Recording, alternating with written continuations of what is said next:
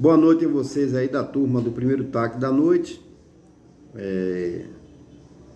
da disciplina ética profissional, né? Nessa noite, nós vamos abordar algumas correntes filosóficas que pensam sobre ética, como elas pensam, como elas formulam a ética, de que forma elas conceituam. E também nós vamos colocar dois problemas inerentes à questão da ética profissional aí, na profissão de vocês, de técnica e análise clínica, para que vocês possam abrir um debate, uma discussão pertinente a isso. Mas vamos à consulta aqui do caderno de referência do Centro Universitário Claritiano, onde eu fiz minha pós-graduação e graduação em filosofia. Aqui o caderno fala o seguinte, que a moral é uma construção social mais do que uma ação de uma orientação normativa própria do indivíduo. Podemos dizer que a moralidade está determinada por uma exigência exterior, né? São normas, né? A exemplo de um código de ética, a exemplo de uma Constituição Federal, a exemplo de uma lei. É um instrumento de que se vale a sociedade para organizar as ações individuais, para não haver um sentimento de caos, né? De desorganização, desestrutura, para que possa ordenar as coisas, é preciso que a gente tenha uma certa construção social pautada na moral, né? E diz o seguinte, tem correspondência com a lei, com as convenções sociais e com a história. Então, em certa parte, um código de ética é uma convenção social, ok? Mas vamos mais à frente. Então, a moral é um sistema de conteúdos que organizam uma determinada forma de vida. Então, a vida em sociedade, ela é construída com base nessas normas. Os filósofos da Grécia Antiga conceberam a moral como uma busca da felicidade, como eles a definiram, da vida boa e da prática do bem. E só se conseguia a felicidade, segundo o filósofo Aristóteles, através da construção da virtude. A virtude era uma prática, né? Era a prática do cotidiano do homem em busca de algo que fosse inerente à perfeição do homem, né? Então o homem buscava as virtudes, ser virtuoso, para evitar os defeitos e vícios. E aí, pautado nessa... E a saber quem guiava a escolha das virtudes é a sabedoria, a prática da filosofia. Mas vamos à frente um pouquinho. E mais à frente, fala de dois temas que eu vou abordar.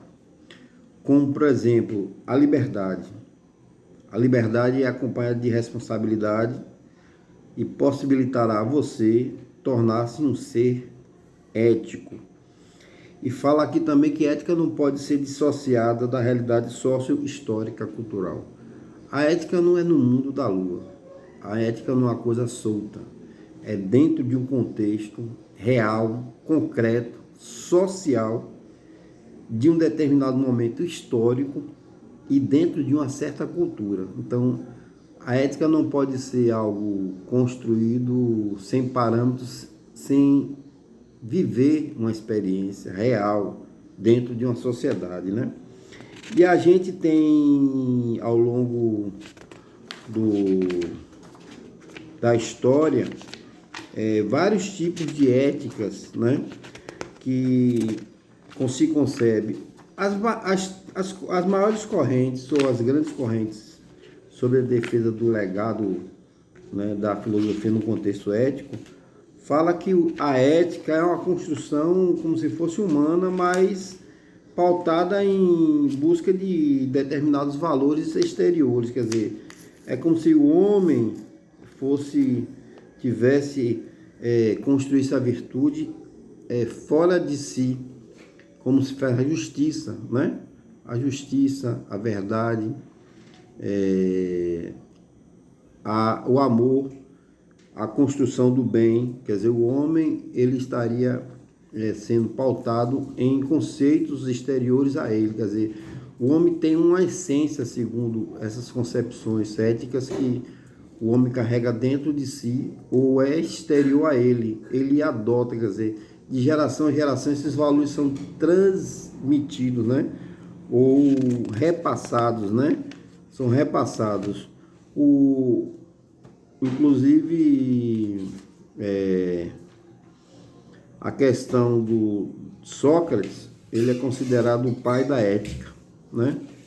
Porque ele concebia a ética com um valor permanente, né? Valores permanentes. Para a construção de uma ética, precisa de valores permanentes, né?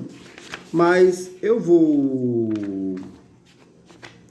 E a felicidade só podia ser construída através de uma consonância com a ética, né? Para ser feliz tem que ter ética. No livro Metafísica, inclusive, Aristóteles fala sobre isso.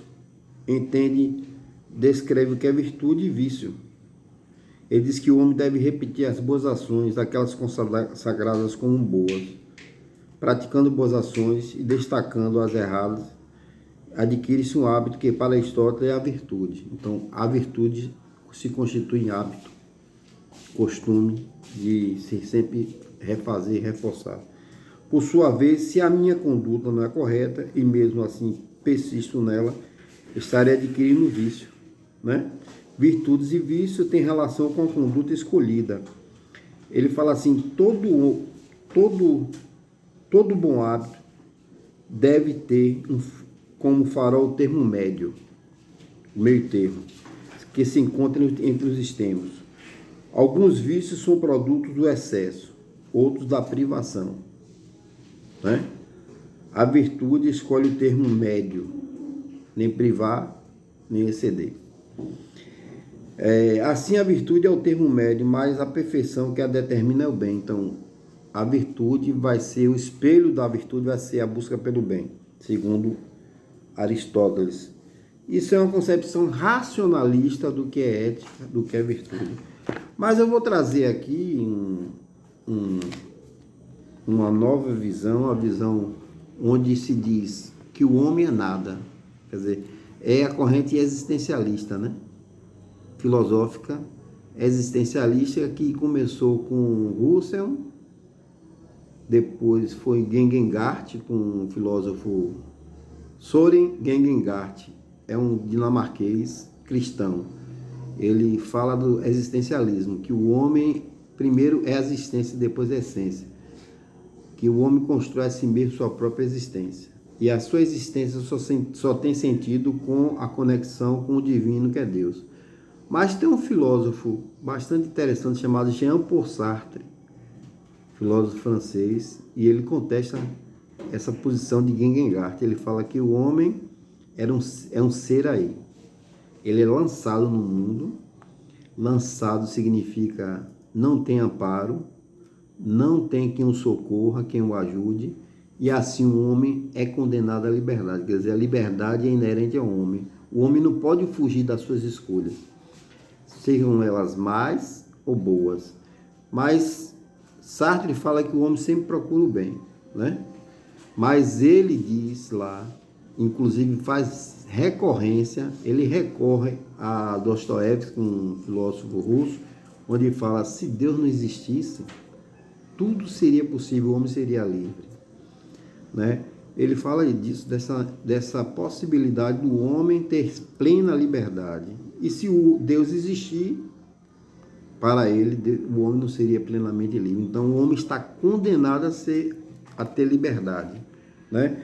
E ele fala isso, inclusive, assim, a moral kantiniana e mesmo pietista também se faz notar. O homem que se engaja e que se dá conta de que ele não é apenas aquilo que escolheu ser, mas também um legislador que escolhe simultaneamente a si mesmo e a humanidade inteira, não consegue escapar ao sentimento de sua total e profunda responsabilidade. Então, aí fala assim, a ausência de Deus ainda incomoda Sartre. Só que ele assume a sentença de Dostoiévski, se Deus não existisse, tudo seria permitido. E acrescenta, eis o ponto de partida do existencialismo. Sartre efetua a aposta contrária de Pascal. Diferentemente deste, aposta que Deus não existe. Para Sartre, o homem está condenado a ser livre. O que significa isso? Que não é possível saber o que escolher. Se sabe, é preciso escolher. Escolher, não é uma opção, pois já se trata de uma escolha. Por si só, essa afirmação já dá conta da crítica de que o existencialismo seria quinhentismo, né? Quinhentismo quieto, não é algo parado. A crítica dos comunistas. Porém, diferentemente deste, o existencialista não tem a certeza dogmática absoluta das coisas, né? Reconfortante do homem de partido. Ele precisa pesar cada uma de suas escolhas, sabendo, porém, que será necessário decidir. Como dirá o estudante que o procurou para aconselhá-lo, você é livre, escolha. Isto é invente. Um certo dia, numa palestra sobre o existencialismo e o humanismo na França em 1946, se eu não me engano, um certo jovem perguntou a Sartre, 45, ainda na guerra da Segunda Guerra Mundial, o que é que seria correto e eticamente correto? Ele largar a mãe, se ela está no exército, se ela está não, obedecer e ir à guerra para servir o seu país, a França, ou se ele deveria não ir à guerra e cuidar de sua mãe. Aí Sartre, de repente, responde para ele o seguinte: ora, a decisão é sua, cabe a você a escolha. Não há nada que possa lhe impor uma decisão ética em relação às suas escolhas. A escolha é livre. Então, você que tem que decidir os seus destinos. É a liberdade. Então, eu pergunto a vocês, né? Se você tivesse que... Primeira pergunta para debate. Você está passando por uma extrema necessidade. E sua mãe está no leito da cama, desenganada pelos seus médicos, né? A medicina já diz que o único caminho é comprar um remédio que custará 40 mil reais.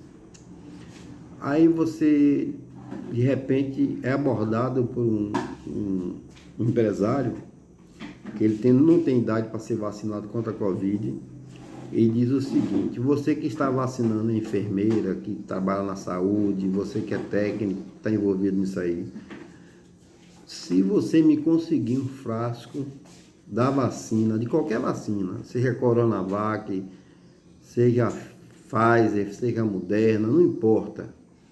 O importante é que você me consiga essa vacina. Eu lhe pagaria o que você quisesse.